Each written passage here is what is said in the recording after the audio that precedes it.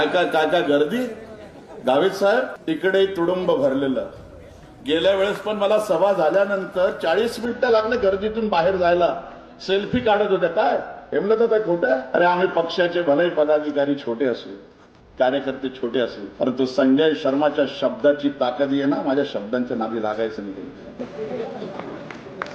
माझ्याकडे शब्द हे सामर्थ्य आहे.